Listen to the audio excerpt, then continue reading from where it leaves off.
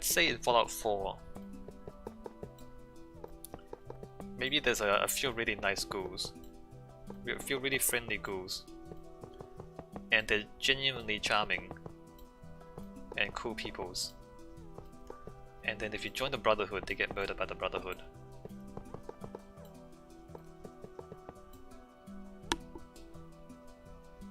That would work, but they will have to make it so that the ghouls are genuinely good characters that everybody likes. Like something like that would be the kind of price that I'm talking about, the price of evil. Like a poetic justice.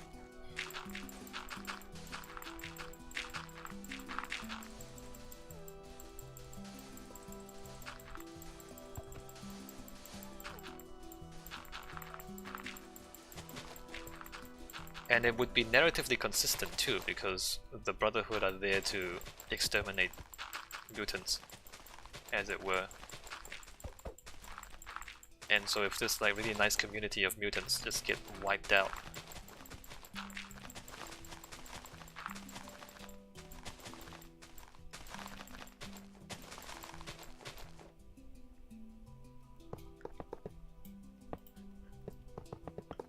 and as for the Institute, like if there were some people you don't realize were synths, and they're just really cool peoples. There kind of is actually. Dance turns out to be a synth. Let me think about this. So, I mean spoilers galore.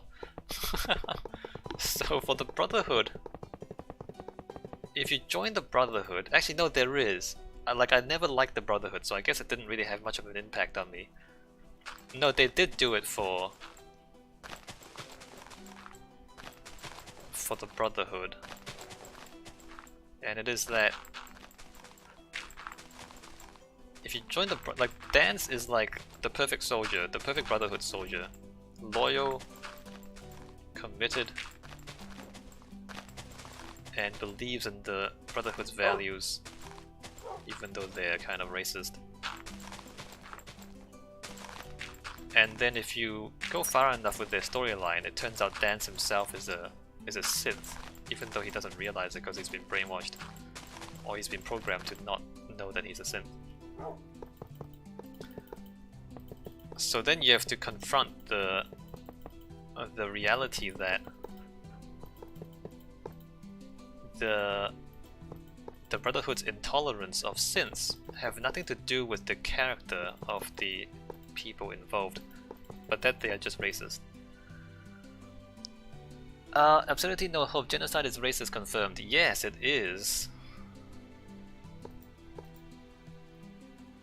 Can genocide be not racist? No, it can't, because it's by definition exterminating a race. How are you, Absurdity? Hey, Labour lost the elections in Australia, right? How did that happen?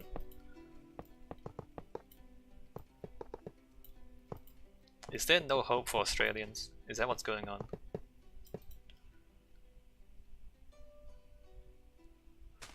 But yeah, I was saying, like in Fallout 4,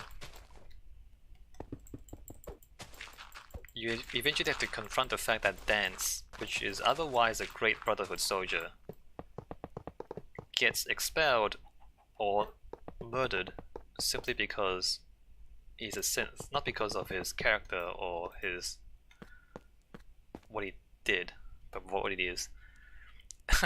This you don't need to tell me. I mean, what is even happening?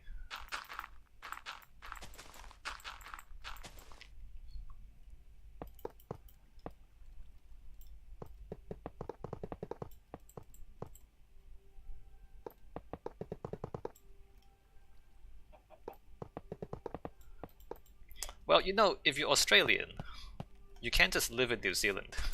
You don't have to get a visa or anything. I'm just saying. You might consider just like coming over here.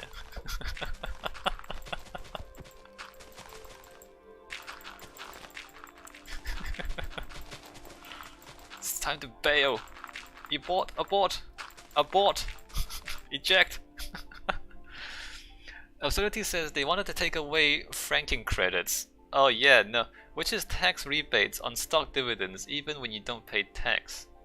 Basically, they alienated all the people who think they're more middle class than they are. Now we have 3 years of climate inaction. Wait, Labour wanted to remove franking credits? Isn't the New Zealand Party in coalition with the Racism Party over there? The Racism Party, absurdity, the funny thing about our Racism Party is that like the guy is not really racist. He's just using racist people for votes. I mean, that's awful enough as it is. Winston Peters is half Maori, right? So it's kind of like he can't go too far with the racism. He goes with this anti-foreigner thing, but he doesn't take it too far. It's a little whack, but it's not as bad as you might think. Like a lot of racists, they are racist on the inside, but they pretend not to be racist on the outside. Winston Peters, I think, pretends to be racist on the outside, but it's not really racist on the inside. He's just like he's just playing them for votes. Which, as I said, that is also awful in its own way, because you kind of condone that behavior. But yeah, Winston Peters he says a lot, but he's never actually done anything. Like, he wouldn't commit a genocide. As opposed to Pauline Hanson, who puts up an okay to be white motion in Parliament. Yeah, no. So Pauline Hanson is the kind of person who will say she's not racist, even though she keeps doing racist things. So she's a proper racist. 1, 2, 3, 4, 5, 6. Anyway, I'm not justifying Winston Peters or his rhetoric. I'm just saying that if you look at his actions, he's a lot more pragmatic in his actions than he is in his rhetoric.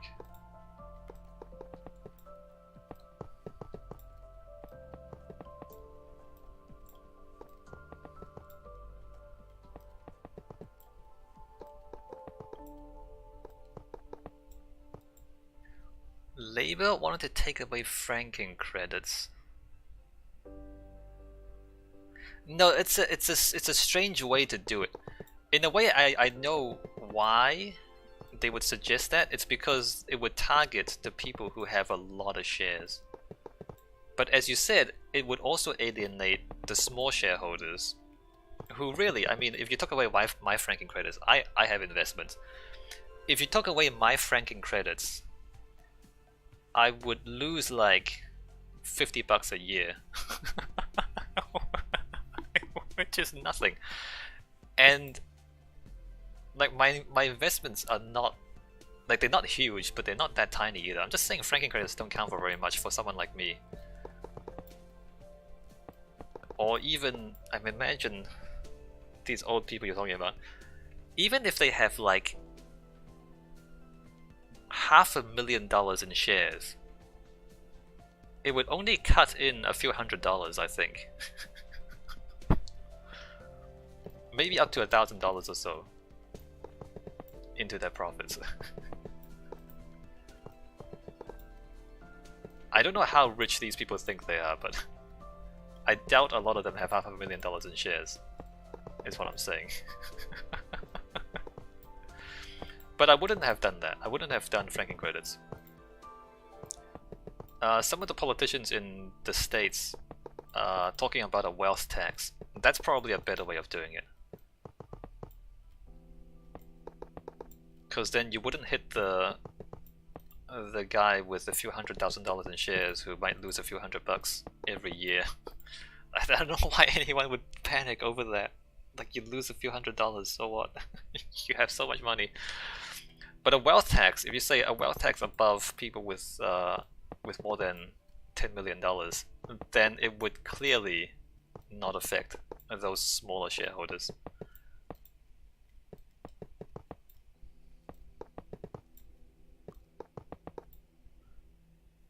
Absurdity says really the problem with our Labour Party is that they don't have any older people like Corbyn in the UK who are actually still on the left.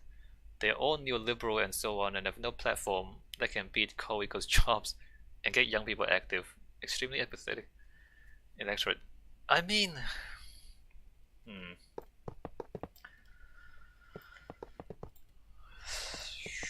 Australia. They also got hit for wanting to remove negative gearing. But you should remove negative gearing. Look, what you're telling me, Absurdity, is that the older generation of Australians are complicit in all the problems that the younger generation face. And they're not just like ignorantly complicit, they are actively complicit.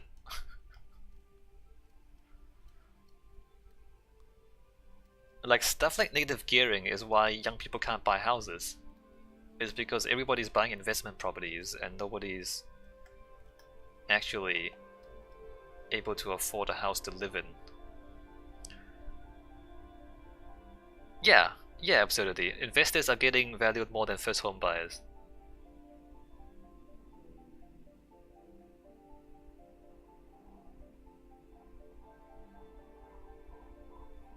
How many investors are there? I don't know the stats. Like, how many people actually benefit from negative gearing? This is to the regional loop, so we're going out of here. So gold is on that side. Gold is on this side. Because we're going out. 2, 3, 4, 5, 6, 7, 8, 9, 10, 11, 12, 13, 14, 15. Well, I should probably go up, shouldn't I?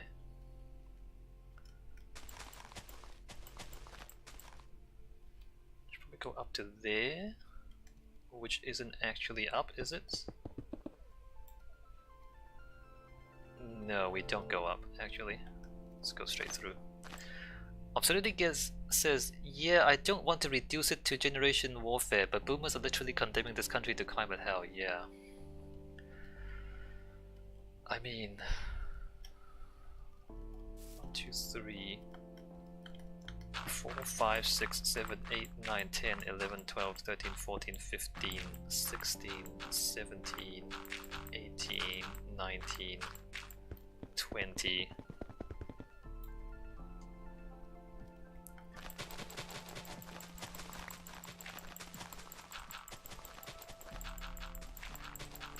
I really wonder.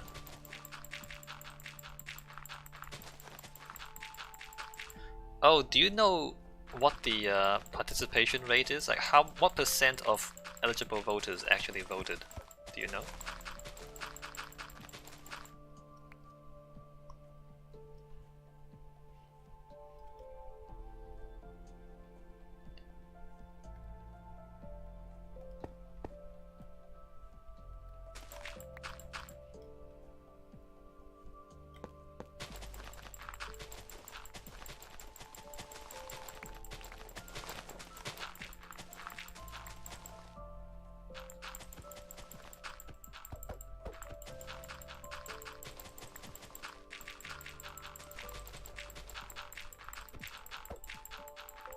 Maybe Australia is stuck in the resource trap. Cause does Australia have more resources than people? By which I mean, is the value of resources in Australia higher than the value of people? It kind of is, isn't it? It's so sparsely populated. 1, 2, 3, 4, 5. 2 million investors is compulsory, so it's very high, actually over 90 voters. It glitched the number to 2 million. 90%.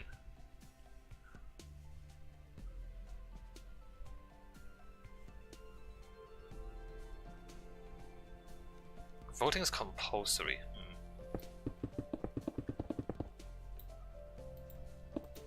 So I was thinking about the resource trap.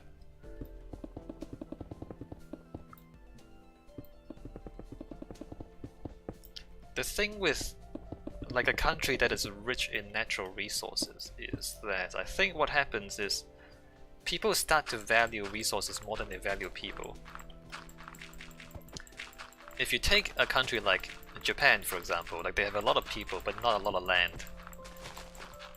And so there's never gonna be much of a mining lobby because there's nothing to mine. And so people value people because their greatest asset is people and I guess technology and infrastructure. Whereas a country like Australia, where there's few people compared to the land mass, a lot of desert and a lot of minerals in the ground, maybe you end up with a country that values minerals more than it values people, and that's why. Absurdity says the story this time was the pre-poll numbers. Voting before the election day, 4 million people did it in an electorate of 16 million. I mean, I'd do that too, though. Are all the votes counted? Like, everything is confirmed, it's not just projected? And all the early voting is counted as well?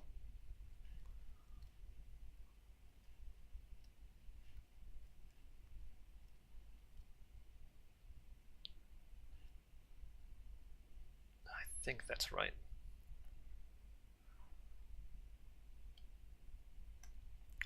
This is 211 spawn, but we're coming in 1, 2, 3, 4, 5, 6, 7, 8, 9, 10, 11, 12, 13, 14, 15, 16, 17, 18, 19, 20.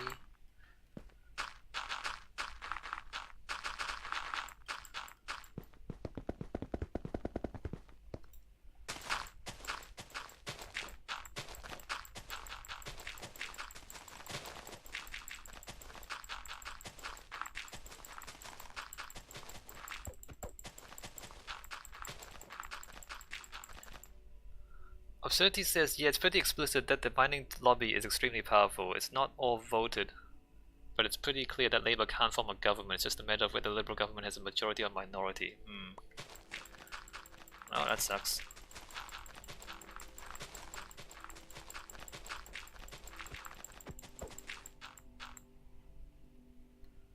One, two, three.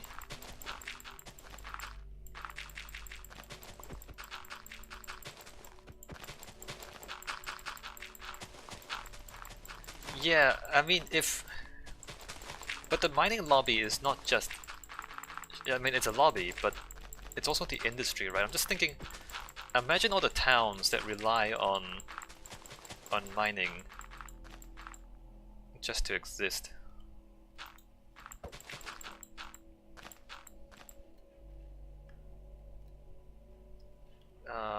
Yellow on that side.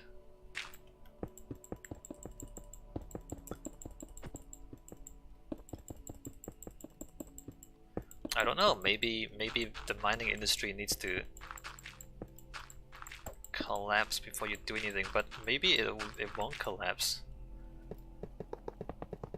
Because why would it?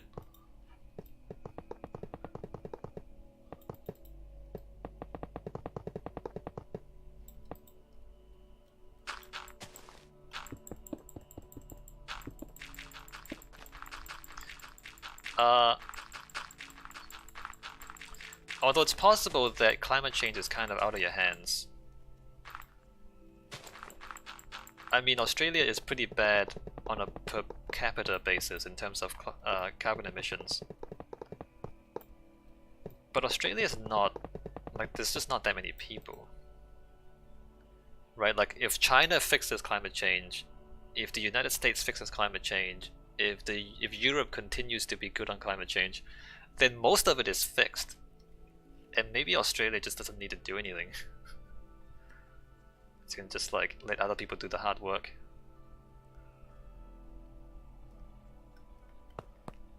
Not exactly an admirable way to live, but 3, 4, 5, 6, 7, 8, 9, 10, 11, 12, 13, 14, 15, 16, 17, 18, 19, 20.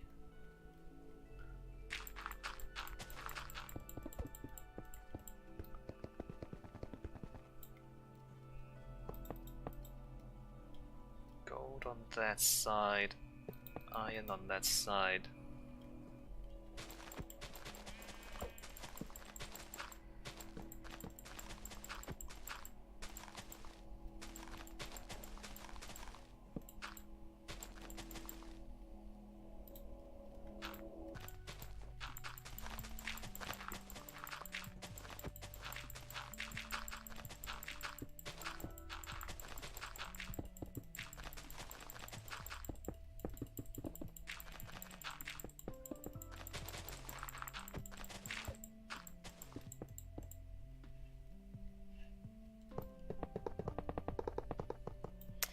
Maybe